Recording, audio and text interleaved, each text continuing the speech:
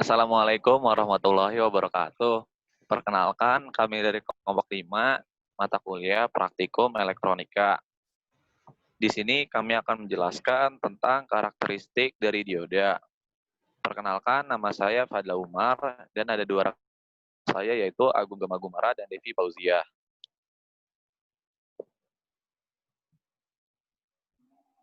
Nah, yang pertama, kami akan menjelaskan tentang komponen elektronika dioda semikonduktor. Komponen ini terdiri dari penggabungan dua semikonduktor yang masing-masing diberi doping atau penambahan material yang berbeda, dan tambahan material konduktor untuk mengalirkan listrik.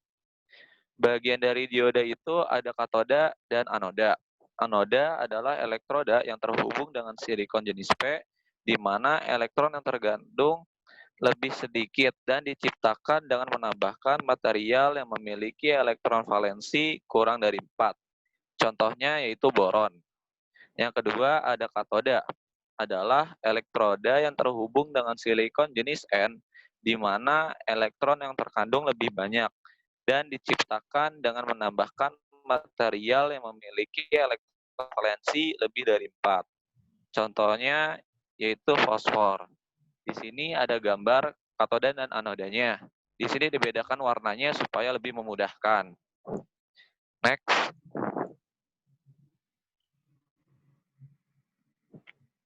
Selanjutnya, karakteristik dioda. Ada dua karakteristik dioda, yaitu forward bias atau bias maju. Yang kedua, ada reverse bias atau bias mundur.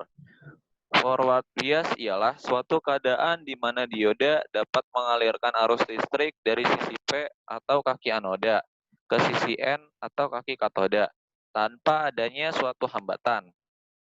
Pada keadaan ini, dioda biasa dianggap sebagai saklar tertutup. Yang kedua, ada reverse bias atau bias mundur. Ialah suatu keadaan di mana tidak akan terjadi perpindahan elektron atau aliran Hall dari P ke N maupun sebaliknya, dikarenakan baik Hall dan elektron masing-masing tertarik ke arah kutub berlawanan, sehingga menyebabkan lapisan depresi atau depression layer semakin besar dan menghalangi terjadinya arus. Pada keadaan ini, dioda biasa dianggap sebagai saklar terbuka. Di sini terlihat pada gambar di sebelah kanan, pada forward bias saklarnya tertutup atau biasa kita sebut saklar on. Dan pada reverse bias saklarnya terbuka, biasa kita sebut saklar off.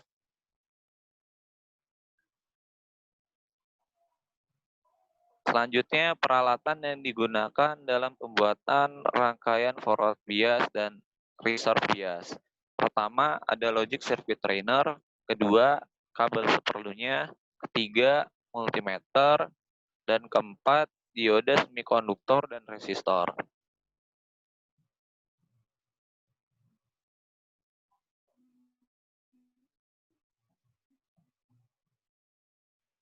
Baik, di sini saya akan mencoba merangkai dari forward bias terlebih dahulu.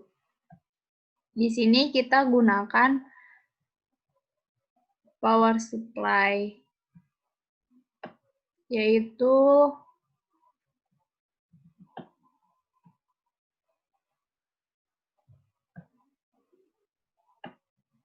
di input komponen ada potensiometer. Di sini kita gunakan potensiometernya 100%, lalu memakai konektor yaitu rail untuk menghubungkan potensiometer dengan voltnya. Nah, di sini kita memakai power supply yang voltage rail.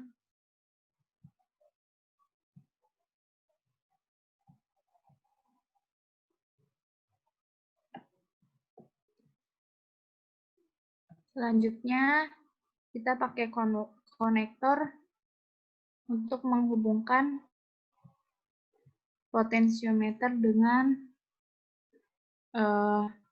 resistor. Ini kita menggunakan 1,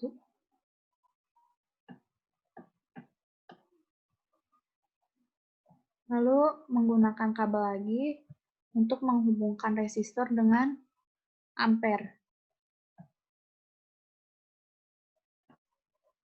Current source.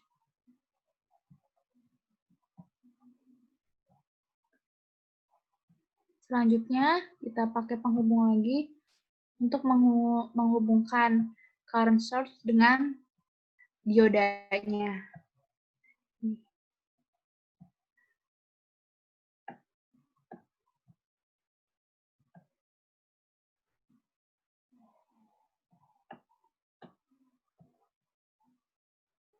Karena ini tegangan forward, maka untuk anodanya kita hubungkan dengan tegangan bagian positif. Selanjutnya untuk katodanya kita hubungkan dengan tegangan bagian negatif.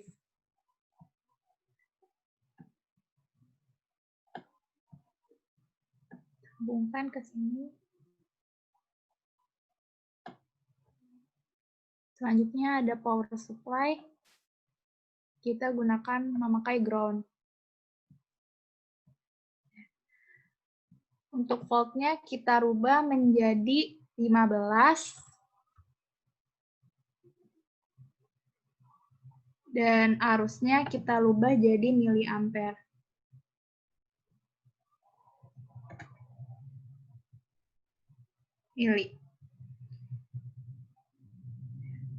Di sini ada tegangan yaitu volt. Kita juga bisa rubah menjadi volt, current, atau ohm. Di sini kita menggunakannya volt. Selanjutnya, kita mencari tegangan dari 1 miliampere. Nah, terdapat minus 102,62 kilovolt untuk 1 ampernya. Selanjutnya kita rubah menjadi 2 ampere. 2 miliampere. Terlihat terdapat 205,25 kilovolt untuk 2 ampernya. Selanjutnya 3 miliampere.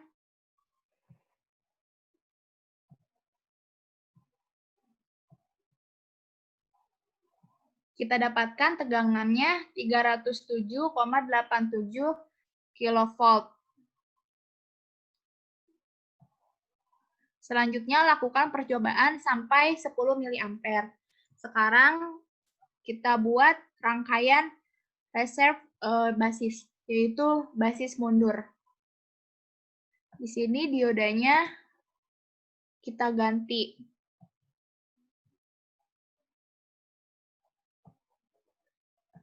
Diodanya itu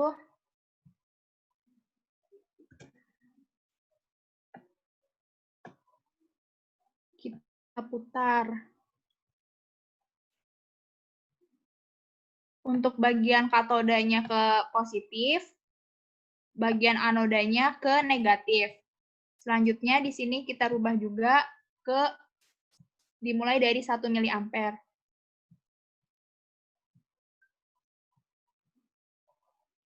Dan resistor variabelnya juga dirubah menjadi 50%.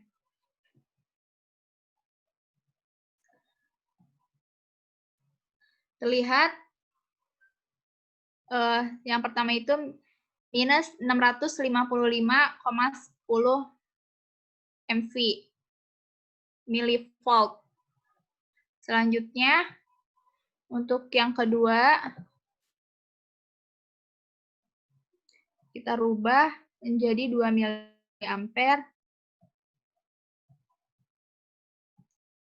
Terlihat 673,03 milivolt. Kita coba yang ketiga.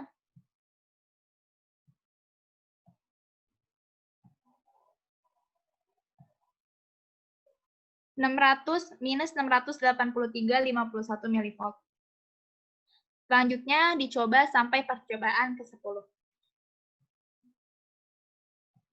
Sekian rangkaian yang bisa saya contohkan di live fire ini. Semoga bermanfaat.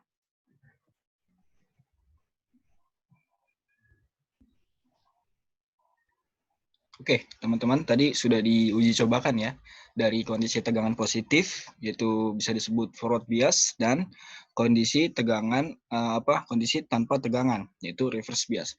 Oke, kesimpulannya, pada kondisi ini, bagian anoda disambungkan dengan terminal positif sumber listrik, dan bagian katoda disambungkan dengan terminal negatif. Nah, adanya tegangan eksternal akan mengakibatkan ion-ion yang menjadi halangan aliran listrik, menjadi tertarik ke masing-masing kutub. Gitu. Ion-ion negatif akan tertarik ke sisi anoda yang positif, dan ion-ion positif akan tertarik ke sisi katoda yang negatif. Hilangnya penghalang-penghalang tersebut akan memungkinkan pergerakan elektron di dalam dioda gitu. Nah, sehingga arus listrik dapat mengalir seperti pada rangkaian tertutup.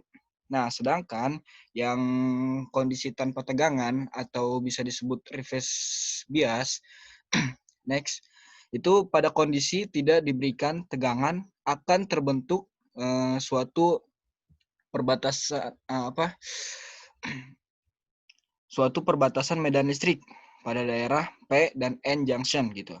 Hal ini terjadi diawali dengan proses difusi, yaitu pergerakannya muatan elektro dari sisi N ke sisi P.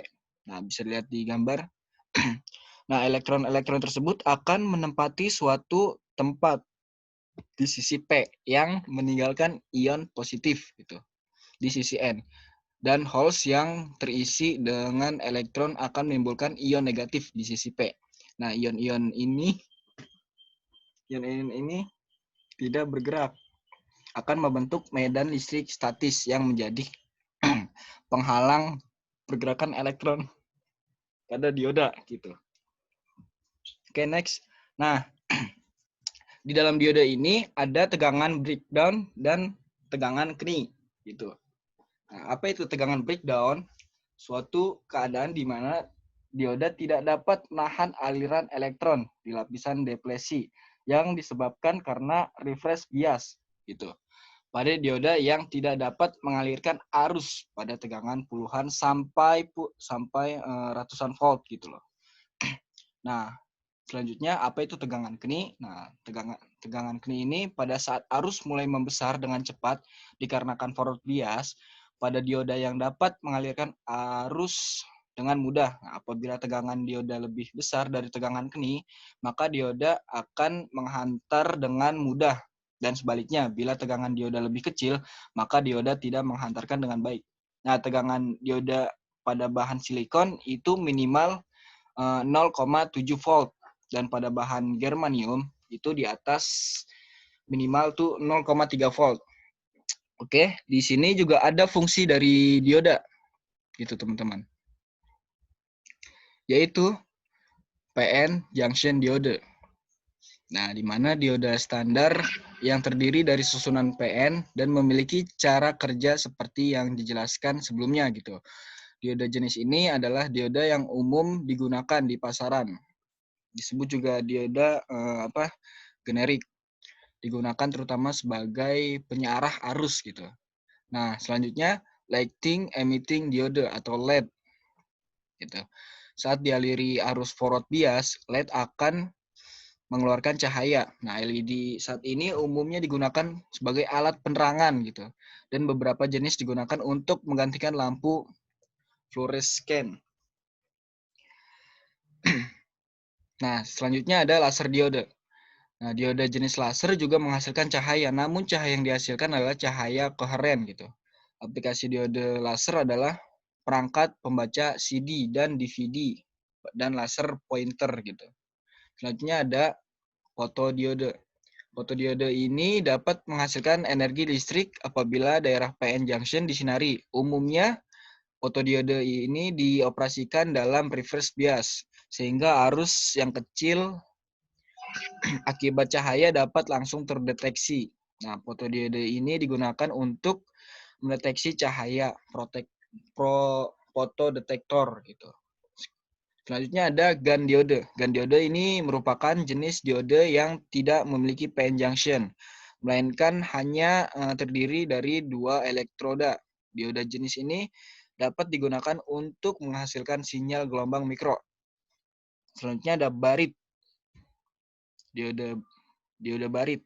Barit atau kepanjangan dari barrier injection transit time merupakan jenis diode yang bekerja dengan prinsip emisi termionik gitu.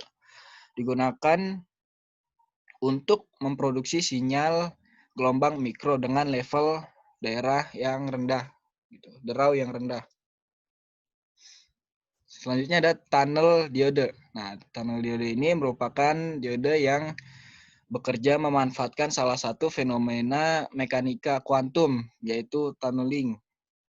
Nah, tunnel junction ini digunakan sebagai salah satu komponen pada osilator, penguat ataupun pencampur sinyal, terutama karena percepatannya bereaksi terhadap perubahan tegangan. Gitu. Nah, selanjutnya ada backward diode. Itu memiliki karakteristik berupa serupa dengan tunnel. Perbedaannya terletak pada adanya sisi yang diberi doping lebih rendah dibandingkan sisi yang berlawanan. Perbedaan profil doping ini membuat backward diode memiliki karakteristik tegangan arus yang serupa pada kondisi reverse dan forward. Nah, selanjutnya ada pin diode. Nah, terdapat pada area semikonduktor intrinsik tanpa doping gitu, yang diletakkan antara P dan N junction. Efek dari penambahan area intrinsik tersebut adalah melebarnya area deplesi yang membatasi pergerakan elektron, dan hal ini dapat digunakan untuk aplikasi pensinyalan, switching. Oke, selanjutnya ada Schottky diode. Nah, diode ini diberikan tambahan metal pada cuplikan permukaan bagian tengah semikonduktor. Karakteristik yang menjadi keunggulan diode ini adalah tegangan aktivasi yang rendah dan waktu pemulihan yang singkat. Diode ini sangat umum digunakan untuk rangkaian elektronik berfrekuensi tinggi seperti perangkat-perangkat radio dan gerbang logika. Selanjutnya ada step recovery diode. Bagian semikonduktor pada diode ini memiliki level doping yang secara gradual menurun dengan titik terendah di junction. Modifikasi ini dapat mengurangi waktu switching karena muatan yang ada pada daerah junction lebih sedikit. Aplikasi dari semikonduktor ini adalah alat-alat elektronik frekuensi radio. Oke, selanjutnya ada fraktor diode. Diaplikasikannya pada mode reverse biasa dengan lapisan penghalang yang dapat berubah-ubah sesuai tegangan yang diberikan. Hal ini membuat diode ini seolah-olah merupakan sebuah kapasitor gitu. Dan selanjutnya yang terakhir yaitu ada Zener diode. Nah, Zener diode ini memiliki karakteristik khusus yang menginginkan efek breakdown saat reverse bias. Diode ini dapat menghasilkan tegangan yang tetap pada umum digunakan dan umum digunakan gitu sebagai penghasil tegangan referensi di rangkaian elektronik. Oke. Sekian. Bila ada salah-salah kata dan kurang dipahami bisa ditanyakan lebih lanjut. Di sini saya akan menampilkan dari grafik dari forward dari tadi hasil rangkaian. Nah, di sini ada reserve bias di mana bagian X-nya ini arus yaitu miliampere, terhitung dari 1 ampere sampai 10 dari 1 miliampere sampai 10 miliampere. Nah, di sininya juga untuk bagian Y-nya itu ada tegangannya, yaitu milivolt. Nah, jadi tegangannya ini akan naik ke atas ya, sesuai dengan arusnya. Selanjutnya,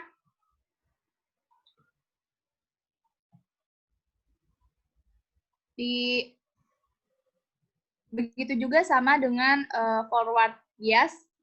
Di sini bagian X-nya itu arus miliampere, yaitu dari 1 miliampere sampai 10 miliampere. Dan tegangannya itu dari minus 1100 sampai min 100. Ya, sekian.